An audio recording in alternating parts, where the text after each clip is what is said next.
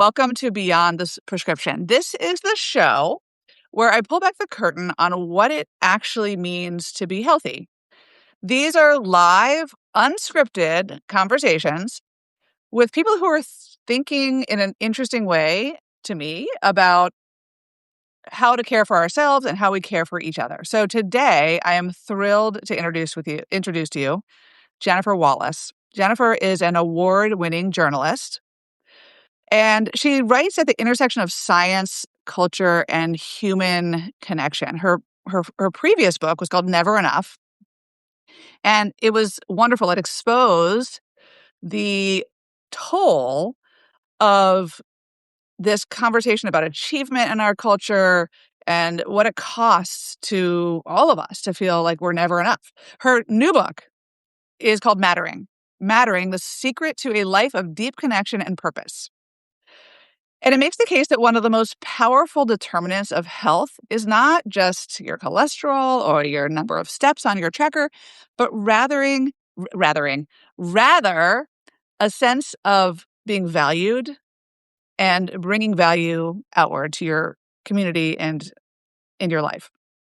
So as a primary care doctor, I can tell you that this makes sense. I see patients all the time who are eating their broccoli and who are taking their prescription medications and still don't feel like they're well. And so what's great is that Jennifer's research gives us a name for that and a path forward. So Jennifer, thank you so much for joining me today. I'm thrilled to be here.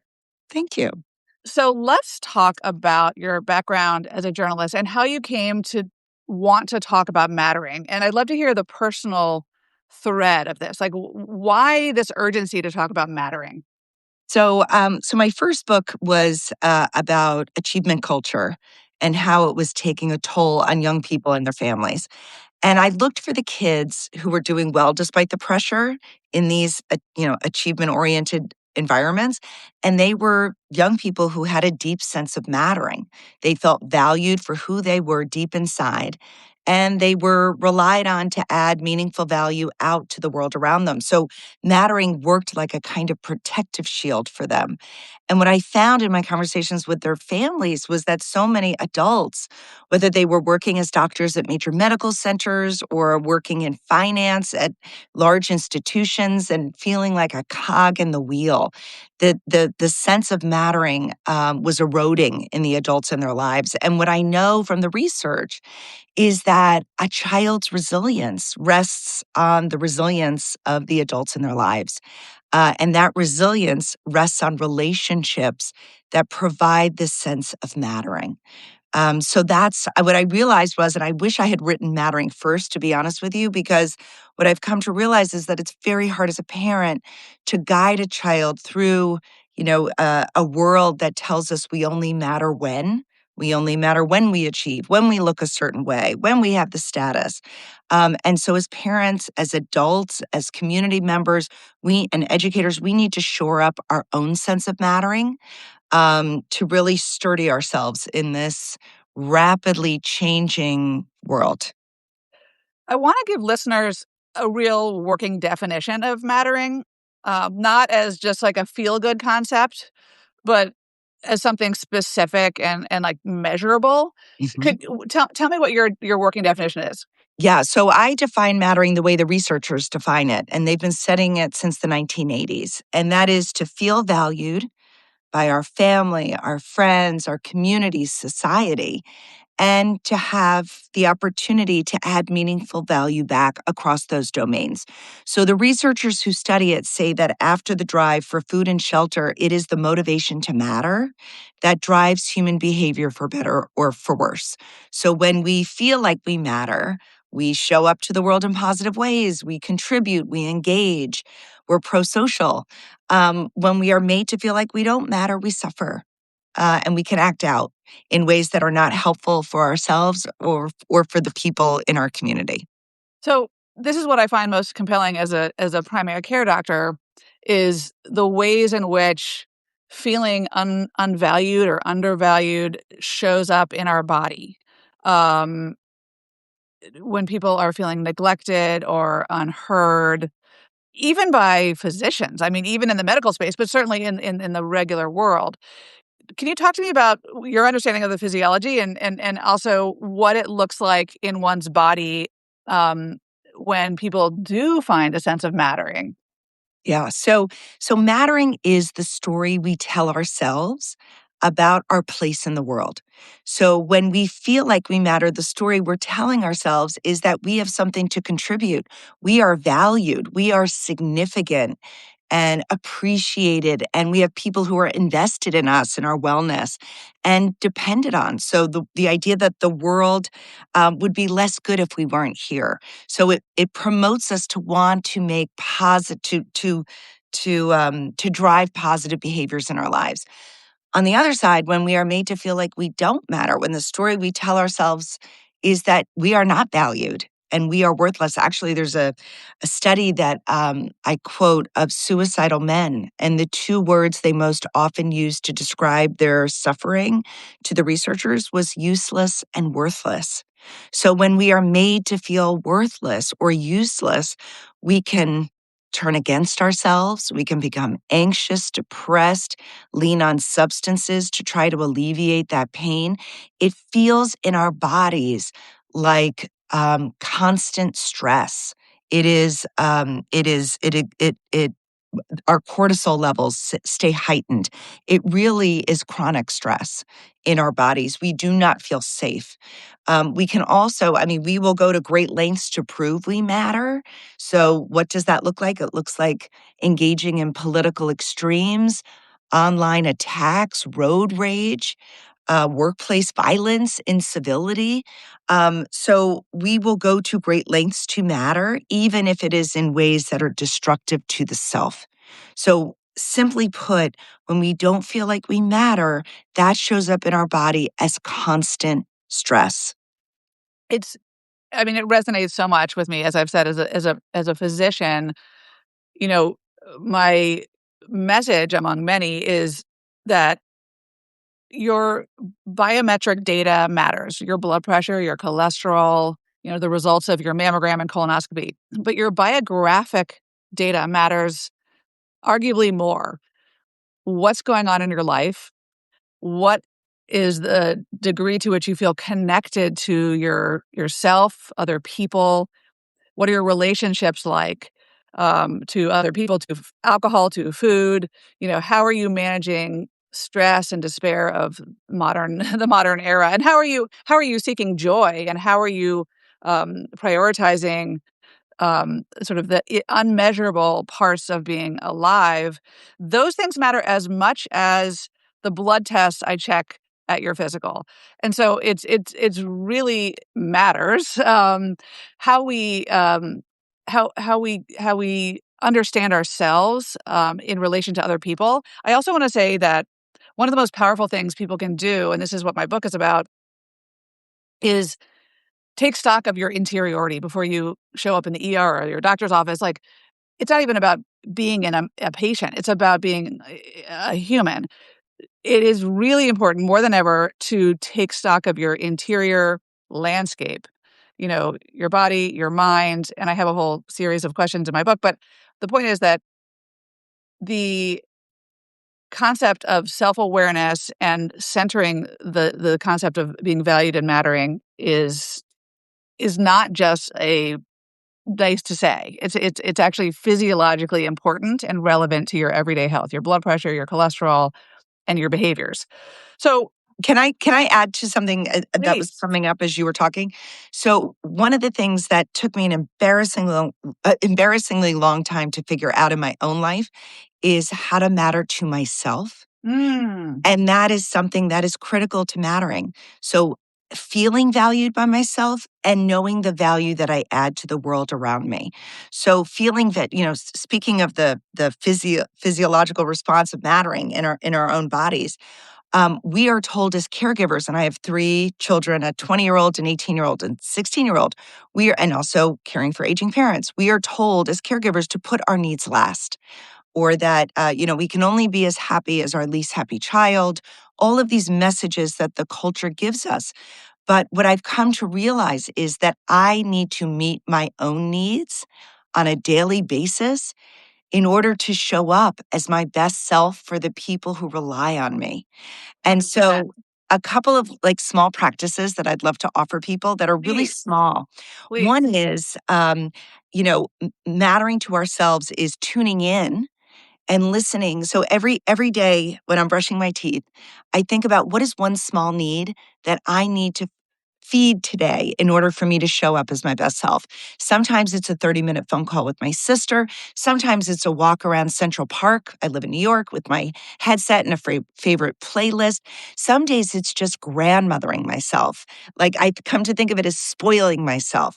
What's 30 minutes that I could do with a bubble bath or reading a novel in the middle of the day, Ooh, not when my whole delicious. to-do list is over, but to radically prioritize myself. And the other idea of mattering to myself is surrounding myself with one or two or three people who remind me of my importance. There's research that was conducted at the Mayo Clinic that I write about in both of my books because it was so transformative for me. It was a study of busy physicians who were also mothers. And they were reporting high levels of stress and low levels of well being. Researchers conducted a simple intervention. For 1 hour a week, over the course of 12 weeks, they had the women meet in small groups of 5 or 6 to support each other, to feel seen and heard, like we try to do with our own kids. Over those 12 weeks, not one woman dropped out. They reported higher levels of well-being, lower levels of stress. Their cortisol level, the stress hormone, had dropped. And that is because our resilience rests on the depth and support of our relationships. So we're sold this bill of goods by the multi-billion dollar wellness industry to download an app, to take a supplement, to soak in a bubble bath, and you'll be resilient.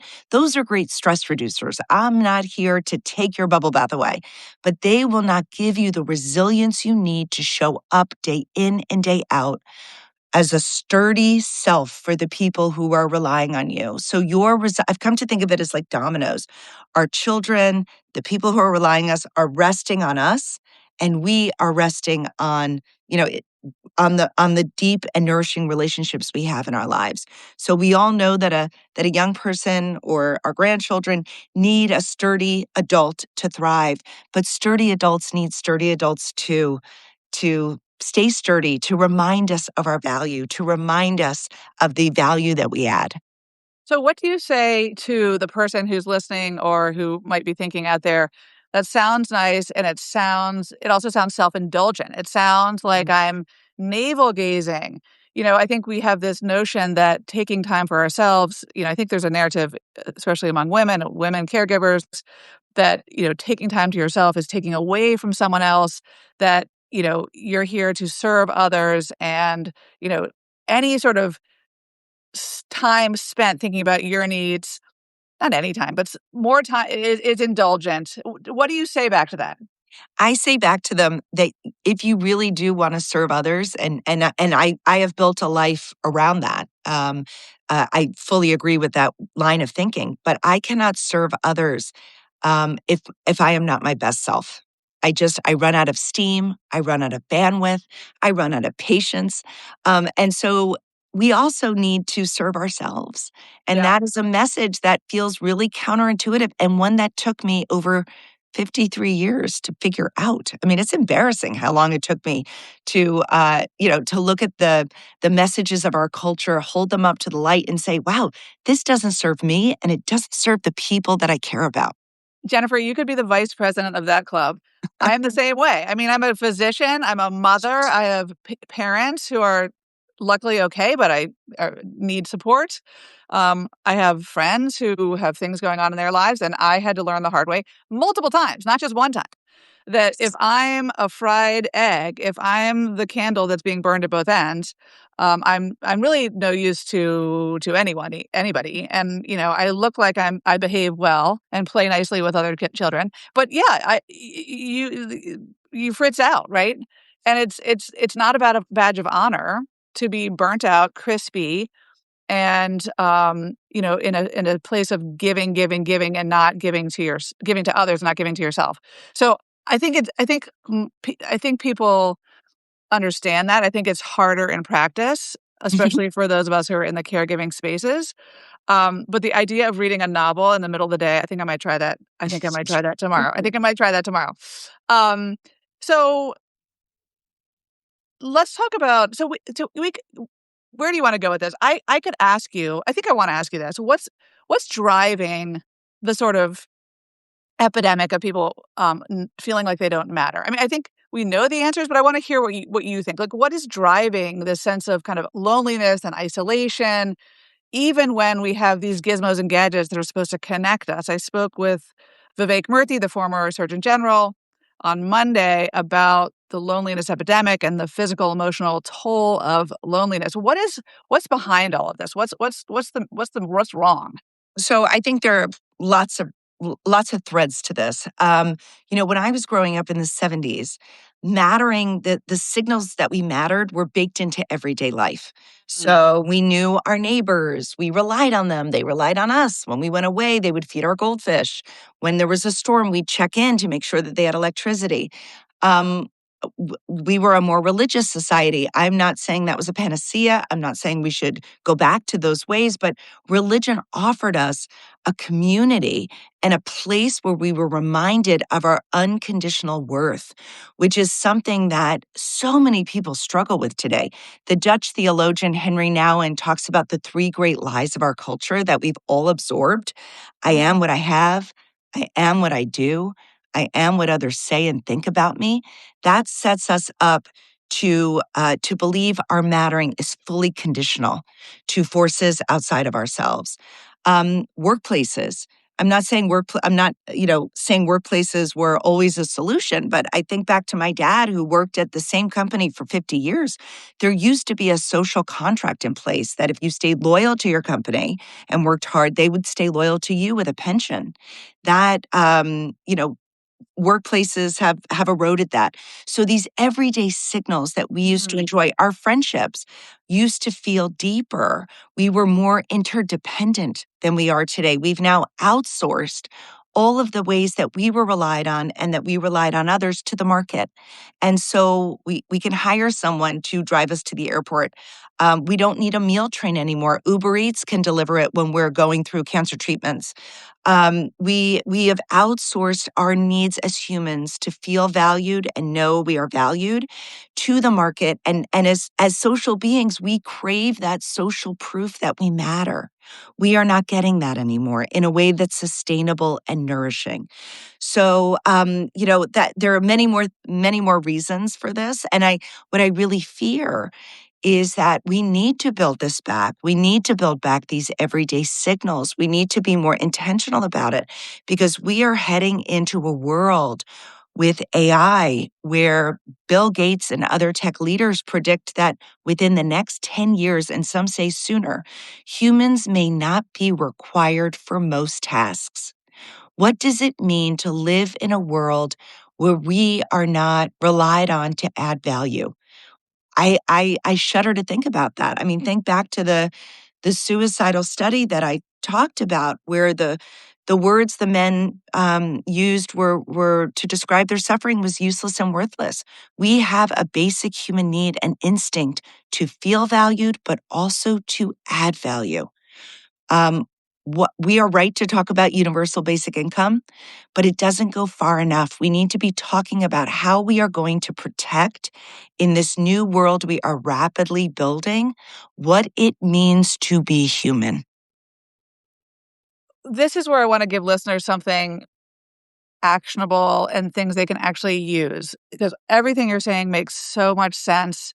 And I shudder to think about the future where AI is further limiting our ability to connect with other people, further reducing our relevance to others. I mean, I think about my friend Jennifer, my other friend Jennifer, who's having a hip replacement in May, and how, like, I kind of can't wait to bring her like some in-person treat, where in the old days that was just a given, but it's going to be unusual, right? Anyway, she's also one of my best friends, so I want to do that for her. But I'm just saying, like, the examples you give of the driving someone to the airport or bringing a meal when someone's ill or just being at a workplace where you're valued, those things have really, really, really, really changed over the last, generation. So I want to give people something Yeah. actionable, not just a gratitude journal. Um, but what can people do as individuals? Yeah. And we can't all fight Bill Gates and the sort of Right. the tsunami of AI coming at us. What can we actually do? So, what I love about mattering is that it is so actionable. Mm. So, researchers who've been studying it since the 80s say there are critical ingredients to feeling like we matter and to making other people feel like they matter. I've organized it under an acronym I call SAID, SAID. We all need to feel significant.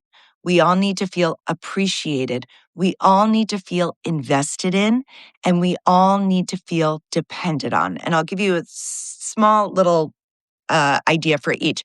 So, feeling significant. I asked hundreds of people around the world, tell me a time when you felt like you mattered. And it always struck me that it was never life's big moments like an award at work. It was the small moments. It was a colleague checking in after a particularly rough week at work, or a neighbor coming by with a pot of soup when we were sick. We crave to matter in the details of our lives, of feeling remembered, like our preferences and what we're going through is remembered by someone else. Feeling appreciated, I've come to think of as appreciating the doer behind a deed. So if you have a friend who's so great at organizing, a fun night out, instead of thanking them for organizing the fun night, say to them something that feeds their sense of mattering. We are so lucky in our group to have someone like you. You are the glue that keeps us together. We are, so just talking about the qualities about the person, not just the deed. Feeling invested in is knowing there are people in this world who are invested in our goals and well-being, and knowing there are people that we can invest in, so that their goals and well being feel like ours. I say to my kids all the time that 50% of any joy I get on any given day is actually delighting in the success of my friends. So, really taking time to delight, to just stop, to appreciate it, to let the people know in your life that you're invested in them. And then, dependent on is knowing there are people in this world who depend on us, and that there are people that we can depend on. It gives us that psychological safety that we're not going through this world alone. So, a simple practice, I hate journaling. Bad to say as a writer, but I don't love it. But here's a little practice that you could do as you're closing your eyes at night. Think about what is one small need that I filled today? What was one small way I added value? And what was one small way that I felt valued today?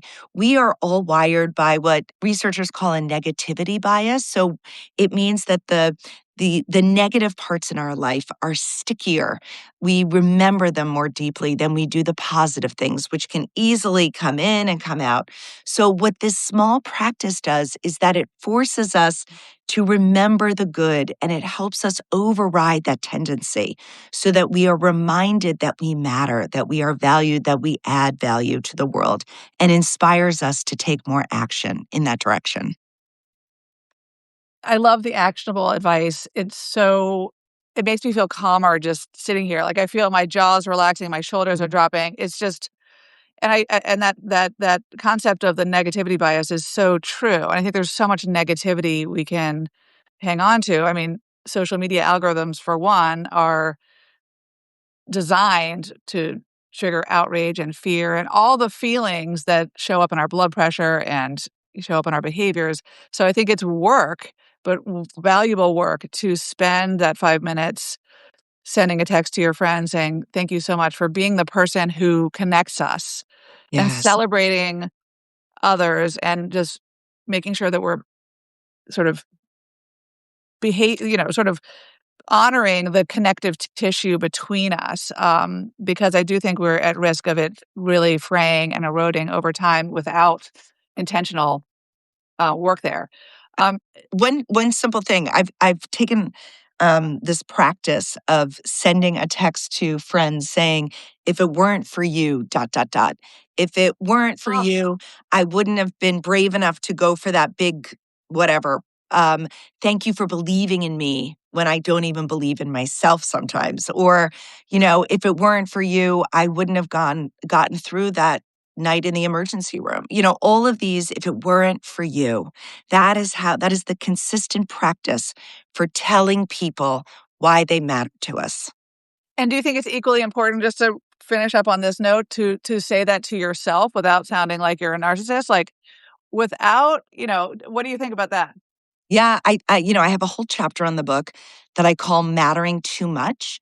And Mhm. it's this idea that so many people in helping professions like medicine or first responders or caregivers, we matter so much to everyone else's needs, but our needs are not prioritized. And that can cause burnout and disengagement over time.